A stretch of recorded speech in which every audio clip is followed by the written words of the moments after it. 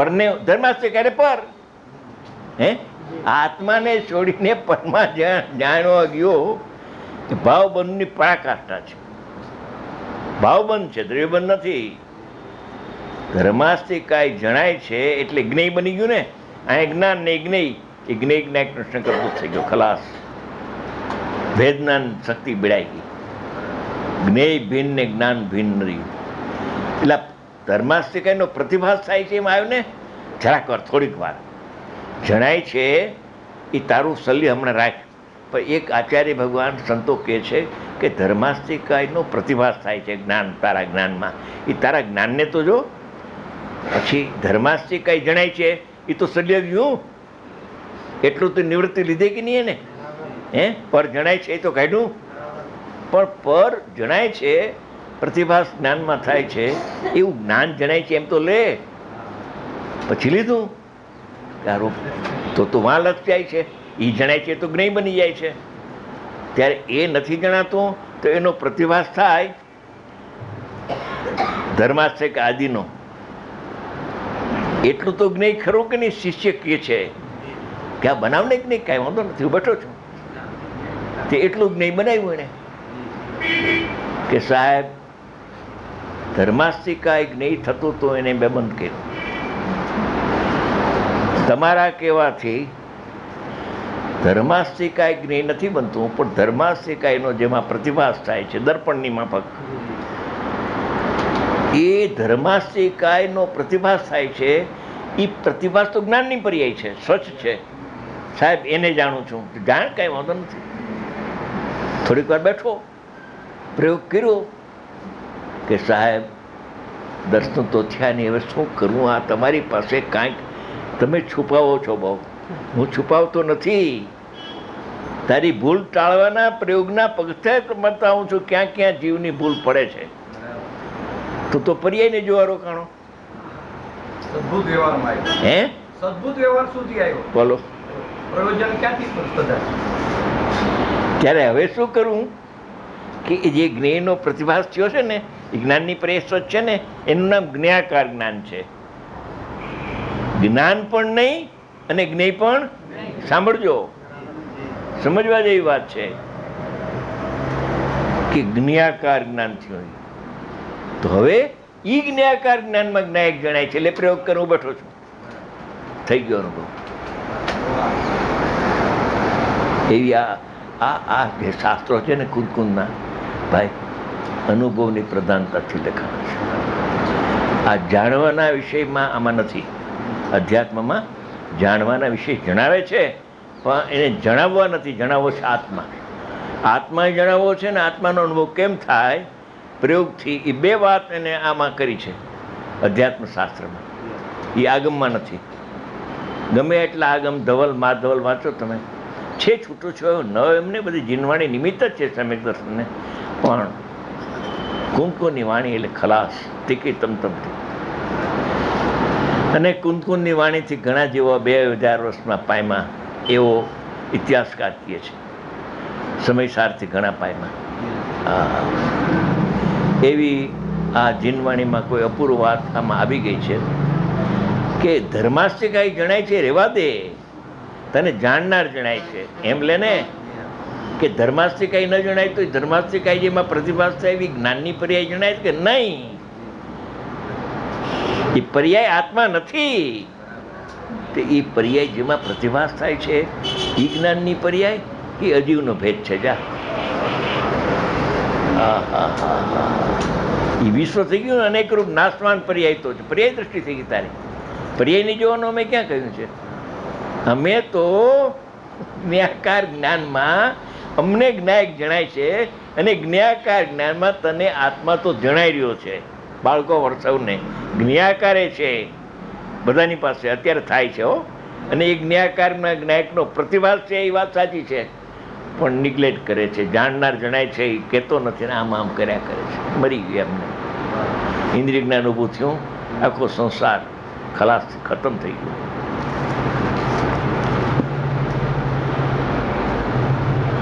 જેનો આકાર છે પોતા રૂપે જે ચેતનપણાને લીધે સ્વનુપ્રત્યક્ષ છે તે રૂપે પ્રણમે છે.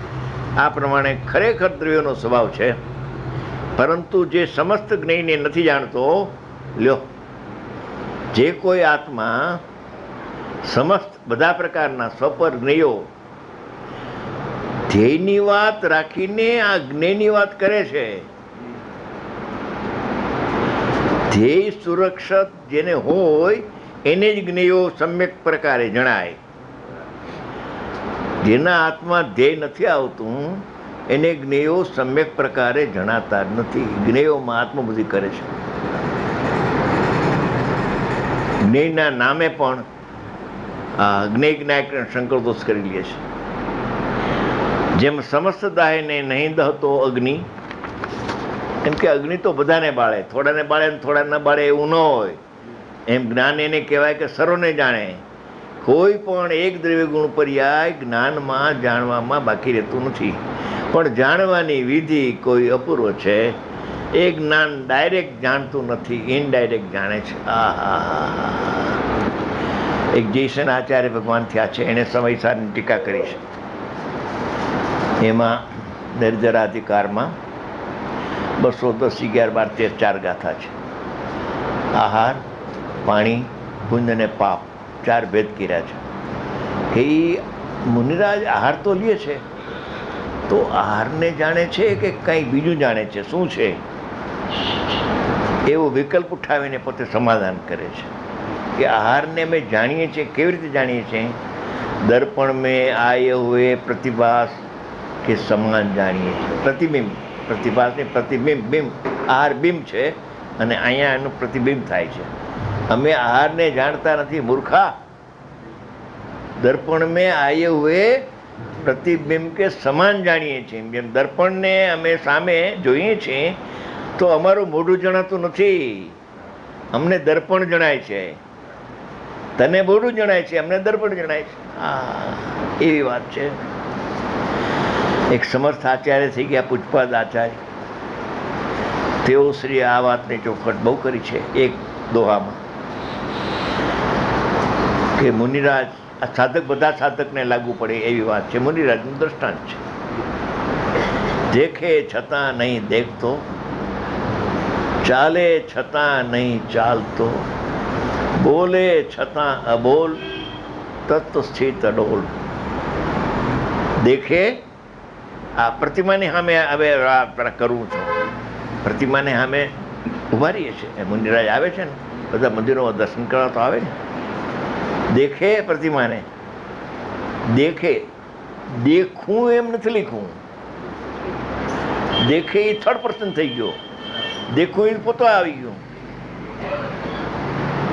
સુમતીલાલ, સુમતી ને ક્યાં નામ હતું? હે, અચ્છા. તો કે છે દેખે, આંખનો ઉઘાડ પ્રતિમાને દેખે છે. દેખે છતાં નહીં દેખતો, હું એને દેખતો નથી. પ્રતિમાની સામે ખડે હોને પર જાણનાર જાણને મેળવા. ચક્ષુ ઇન્દ્રિય દેખે છે ને, હું દેખતો નથી. હું તો મારા આત્માને દેખું છું. પણ તો સવિકલ્પ દશા છે. ત્યારે શું, નિર્વિકલ્પ ધ્યાનમાં તો આત્માને દેખે, તર્ક તર્ક તર્ક કરું છું. પણ ઇન્દ્રિય જ્ઞાન ને અતિન્દ્રિય જ્ઞાનના 2 ભેદ પડી જાય છે સાધકને. એનું અંધારું, એને ખબર નથી. એ કોઈ સ્પષ્ટતા આવતી નથી અમારા વાંચવામાં. બીજા પ્રતિપાદન કરે છે એમાં. સાધકને અનુભવ પછી તરત જ એ સમયે અતિન્દ્રિય જ્ઞાન પ્રગટ થાય છે, બરે ઉપયોગમાં થાય પ્રગટ, પછી પરિણતિ રહે છે અને ઇન્દ્રિય જ્ઞાન પણ રહે છે. ઇન્દ્રિય જ્ઞાન તો બહુ લાંબે ટાઈમે જાય છે, કેવળ જ્ઞાન થાય ત્યારે. પણ ઇન્દ્રિય જ્ઞાન પરને જાણે છે અને એનું અતિન્દ્રિય જ્ઞાન પ્રગટ થયું છે, આત્માને જાણ્યા કરે 24 કલાક ઊંઘમાં પણ. એને ઉપયોગની અપેક્ષા નથી. ઉપયોગ તો કોઈ વખતે થાય, નિર્વિકલ્પ ધ્યાન. બાકી તો પરિણતિમાં નિરંતર આત્માનું જ્ઞાન, સસંવેદન જ્ઞાન આત્માને જાણે છે અને ઇન્દ્રિય જ્ઞાન પરને જાણે છે. આવા 2 વિભાગ થઈ જાય છે અનુભવ પછી. પણ ઇન્દ્રિય જ્ઞાન પરને જાણે છે એટલે એક જ હાયલું કે સ્વને પણ જાણે, જ્ઞાનને પરને પણ સ્વને કોણ જાણે ને પરને કોણ જાણે એનો તો વિચાર તું કર. કે એ તો નિર્વિકલ્પ ધ્યાનની વાત છે. સવિકલ્પમાં તો જ્ઞાન સો પર બેને જાણે ને, પણ સો પર બેને જાણે, પણ તું મને સમજાવ તો ખરો કે સ્વને જાણનારું જ્ઞાન ઇન્દ્રિય જ્ઞાન છે? બોલ કે મને તું સ્વને પર બેને જાણે એમ કે જ ને, તો ઇન્દ્રિય જ્ઞાન સ્વને જાણે છે કે એ જરાક વિચારવા જેવું લાગે છે, ઢીલો પડ્યો. પછી તો અતિન્દ્રિય જ્ઞાન પરને જાણે છે, અતિન્દ્રિય જ્ઞાનનો ઉપયોગ તો નથી, તો પરને જાણે છે બોલી શકતો નથી, અને ઉપયોગ તો ઇન્દ્રિય જ્ઞાનનો છે, તો એને કહેવું જ પડે કે ઇન્દ્રિય જ્ઞાન પરને જાણે છે અત્યારે હેઠો. હા, તત્વની સામે કોઈ ટકી શકે નહીં, સત્યની સામે અસત્યવાદી ટકતો જ નથી. હા, એની બુદ્ધિ બગડી જાય પણ સત અસત નહીં થાય. આવો ઊંડાણનો વિચાર એ કોણ કરે છે? હા, કે સ્વ પર પ્રકાશક, સ્વને જાણે જ્ઞાન, જ્ઞાન પરને જાણે, પણ કેને જ્ઞાન કેવું ને કેને જ્ઞેય કેવું? ઇન્દ્રિય જ્ઞાન જ્ઞાન જ નથી, એ તો જ્ઞેય છે. દ્રવ્ય ઇન્દ્રિય, ભાવ ઇન્દ્રિયના વિષયો બધા ત્રણેયને જ્ઞેયમાં નાખ્યા કે નહીં? જ્ઞાન નથી એમાં. અરે ઇન્દ્રિય જ્ઞાનને તો ત્યાં સુધી નાખ્યું કે પૂર્વ કર્મનો બંધ છે ને, એ બંધપૂર્વક રાગ થાય છે, એમ બંધપૂર્વક ઇન્દ્રિય જ્ઞાન થાય છે, ભાવ ઇન્દ્રિય. અને જેમ રાગ નવા બંધનું કારણ છે, એમ ઇન્દ્રિય જ્ઞાન પણ નવા બંધનું કારણ છે. કાર્ય ને કારણ એમાં બે કર્મ છે, જીવ નથી એમાં. હા હા હા, બધી વાતો આમાં શાસ્ત્રમાં છે. અને ઇન્દ્રિય જ્ઞાન જ્ઞાન નથી, એ છપાયું એમાં બધા આધારો શાસ્ત્રના આપ્યા છે. 4 મિનિટ બાકી છે. હજી કાલનો દી છે, કંઈ વાંધો નથી, હમણાં જાહેરાત કરશે ભાઈ. સમસ્ત દયાકાર પ્રણમેલું સકલ એક નંદ જેનો આકાર છે એવા પોતા પર પોતા રૂપે પ્રણમતો નથી, તેમ સમસ્ત જ્ઞેય હેતુ સમસ્ત જ્ઞાકાર પર્યાયે પ્રણમેલું, જ્ઞાકાર પર્યાયે પ્રણમેલું સકળ એક જ્ઞાન, કેવળ જ્ઞાન પણ જ્ઞાકાર રૂપે પ્રણમે છે, સાધકનું જ્ઞાન પણ જ્ઞાકાર રૂપે પ્રણમે છે, અભવીનું જ્ઞાન પણ જ્ઞાકાર રૂપે પણ. બેના પ્રતિભાસ બધામાં થાય, ભવી અભવી નિગોદ ગમે તે જીવ હોય, અને એટલી સ્વચ્છતા એનામાં રહી ગઈ છે.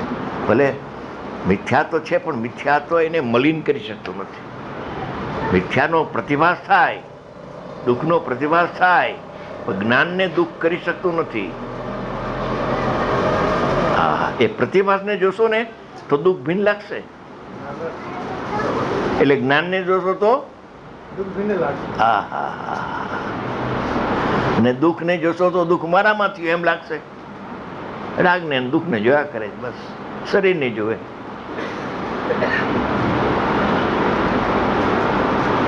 સકળ એક જ્ઞાન જેનો આકાર છે આ પોતા રૂપે પોતે ચેતનપણાને લીધે સ્વાનુભવ પ્રત્યક્ષ હોવા છતાં, કેવડીની વાત છે, સ્વાનુભવ પ્રત્યક્ષ છે કેવળ જ્ઞાનમાં આત્મા, પરિણમતો પ્રત્યક્ષ હોવા છતાં પણ પરરૂપે પરિણમતો નથી, અર્થાત પોતાને પરિપૂર્ણપણે અનુભવતો નથી, જાણતો નથી. આ રીતે એમ ફલિત થાય છે કે જે સર્વને જાણતો નથી, જે જીવ સર્વને જાણતો નથી તે પોતાને જાણતો નથી. માટે સર્વને જાણે છે તે એકને જાણે છે, એકને જાણે છે તે સર્વને જાણે છે. એ 2 ગાથા 48 ને 49 આમાં ખુલાસો કર્યો છે કે કોઈ એકાંત કરે કે પરને જાણતો જ નથી, તો કહે છે કે અનેકાંતથી તું જો પરને જાણતો નથી એ વાત અમે રાખીને કહીએ છીએ. પરને જાણતો નથી એ વાત અમારી ખોટી ઠરાવીને તને નહીં કહું, તું પણ ધ્યાનમાં રાખજે. હું પરને જાણવું છે કેમ એ તને કહીશ, શીખડાવીશ. પણ એમાં પરને જાણતો નથી પેલો બોલ તને કયો છે, એ અમે ખોટું, અમારી વાત ખોટી ઠરાવીને તને પરને જાણે છે એમ નહીં કહીએ, કહેવાતો નથી, છે નહીં એવું. ત્યારે પરને કેમ જાણે છે એ પ્રતિભાસમાં આવીશ, અનુભવ કરીશ તો તને ખબર પડશે.